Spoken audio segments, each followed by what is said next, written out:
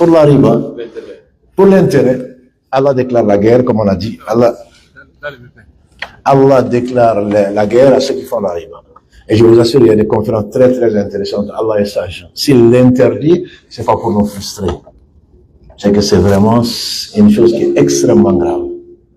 Et la fatwa qui a été donnée, comme le disait le frère Amin qui est venu à Toulouse faire une conférence, ça représente même pas 0,1% des avis des savants.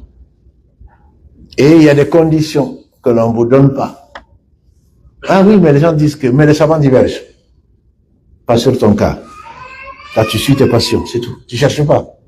Tu as demandé à 10 imams, le 10e a dit peut-être que pour la famille. Tu vas sauver ta famille, tu vis de haram. Non. À supposer même que les savants divergent. Le prophète sallam a dit, Da'ama yuribuk, il a mal à yuribuk. Abandonne ce qui te met dans un doute. Je dis un doute, je dis pas ce qui est interdit. Abandonne ce qui te met dans un doute pour ce qui ne t'y met pas. Qu'est-ce que tu vas gagner de cette vie-là?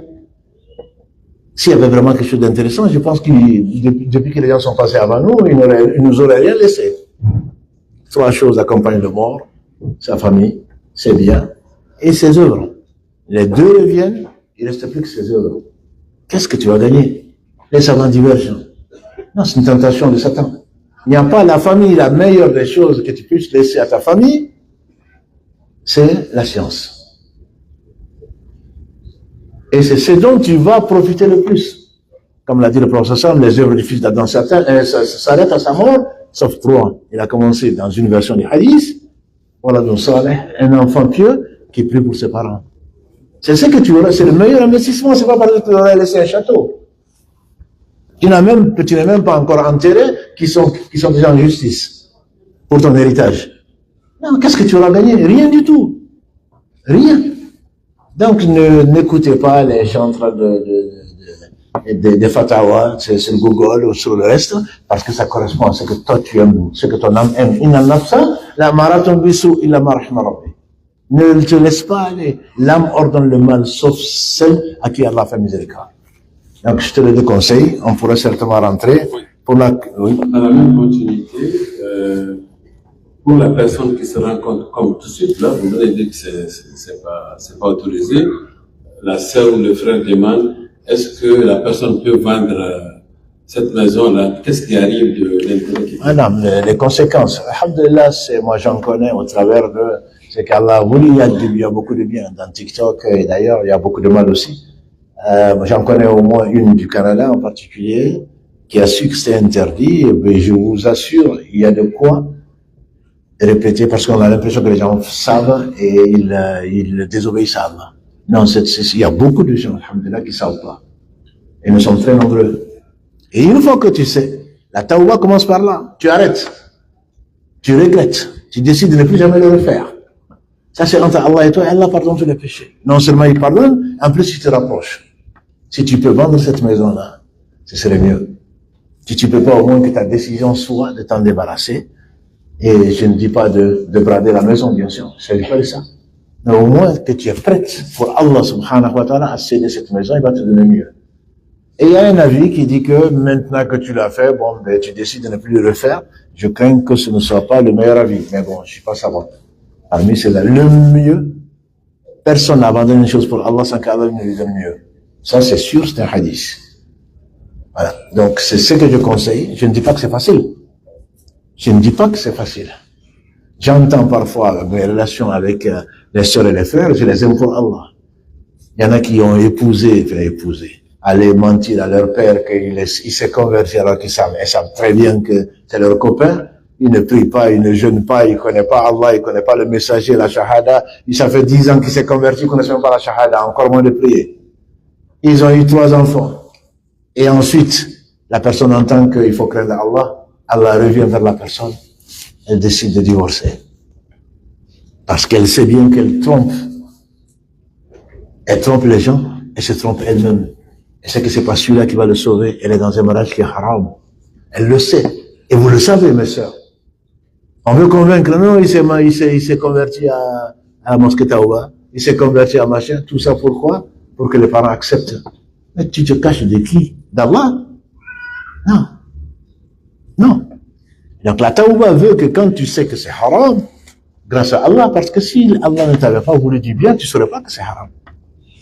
Tu mourrais dans cet état-là. Et Allah seul sait ce qui t'attend. Allah dans sa miséricorde te rappelle. Et il y a, alhamdulillah, wallah, je vous fais confiance. Je fais confiance avant tout à Allah et ensuite à ce qu'il a donné à tout un chacun. Balil insanu ala nafsihi basira. Walau alqa ma'adira. L'homme, il sait très bien ce qui est bien, ce qui est mauvais.